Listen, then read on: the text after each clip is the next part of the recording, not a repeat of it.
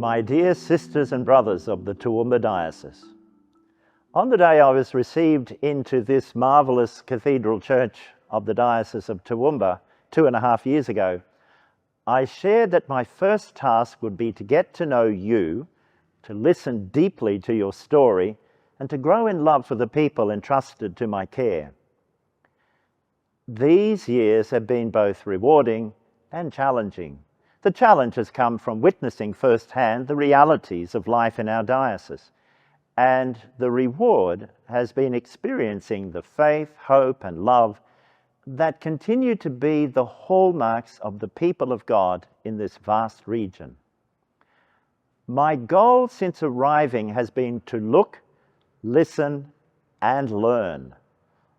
Although I have many family connections within this diocese, my ministry as a priest and bishop has been elsewhere. Since July 2023, my main focus has been to get to know the parishes. This takes time, and there are still places I have yet to visit. Every parish is unique. They are sustained by wonderful people who readily share stories of the priests and religious who have served there, and of those who have shaped their community. Many lament that younger families are not participating as they once did. Where there were once regular masses, some parishes now have only one per week, and country churches may see a priest just once a month, or even less. Despite these challenges, parishes are doing their best, with pastoral and finance councils offering wisdom and support. Financial pressures are widespread, especially in rural communities where demographic changes are significant. Thankfully, despite these difficulties, the spirit of our parishes remains strong. We are blessed with wonderful Catholic school communities where parents, carers, teachers, and students come together to form strong and supportive environments for learning and growth. Our young people face many challenges, yet there are countless individuals committed to walking alongside them, especially in helping them to discover the possibilities that faith offers. It is impossible to capture everything I have seen, heard, and learnt. Yet I am constantly surrounded by immeasurable goodness and deep dedication at all levels of church life. This gives me great hope.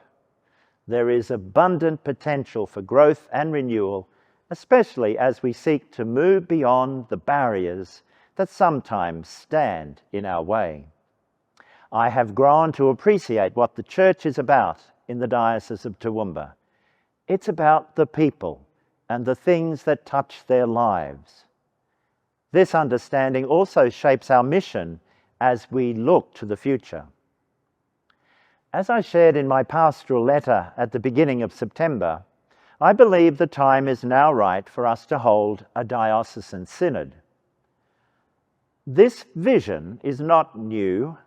Our diocese has embraced synods in the past, notably under Bishop Bill Morris.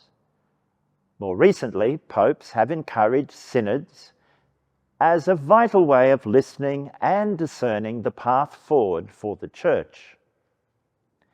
Therefore, in the spirit of communion and collaboration, I hereby convoke a synod for the Diocese of Toowoomba. This synod will serve as a vital opportunity for the faithful to engage in meaningful dialogue and discernment in this time and place. It is an open invitation to all members of our diocese, clergy, religious and laity, to come together in prayer and reflection, fostering a deeper understanding of our mission as the people of God. I entrust this process to the guidance of the Holy Spirit, who inspires us to work together in response to Christ's call to live our faith in the 21st century. The primary objective of this venture will be to, 1, reflect on where we have come from and what we face in our communities today. 2, to hear the voices of the people of the diocese, and through attentive listening to the gospel, discern a shared purpose and mission. 3, to respond to the outcomes of the recent Australian Plenary Council by studying its decrees and aligning with the insights of recent synods held for the Universal Church in Rome. 4, to develop realistic pastoral plans for our future mission in the diocese. 5, to foster a deeper passion for Christ's mission among all people, so that we can carry and offer our faith with pride and joy. My hope is that we will hold this synod gathering in October 2026. This will mark the beginning of a journey, one that will carry us not only to this moment, but far beyond it. In the new year, everyone will be invited to participate in synodal listening sessions, which will be held in various locations across the diocese. These gatherings will require thoughtful planning, but they will be essential moments of grace, opportunities to listen to the Holy Spirit speaking through our hopes, concerns, and aspirations. The insights gathered from these sessions will form the working documents for the Synod event in October. We will share more information about these events in due course.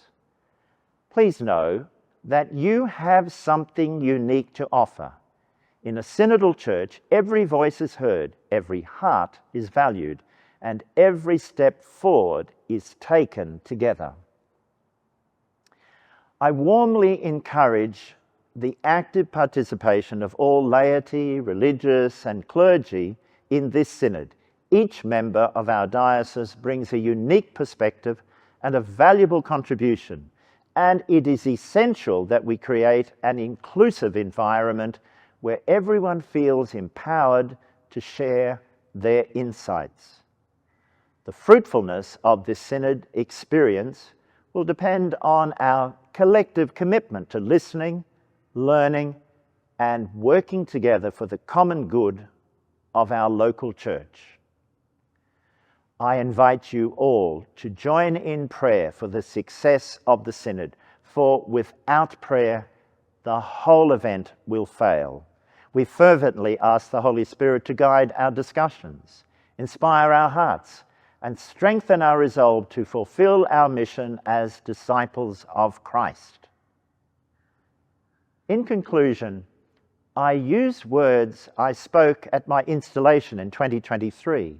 May there be no limit to our faith, our hope, and our endurance to bring Christ to the waiting world by preparing his ways in careful, faith-filled, and considered ways.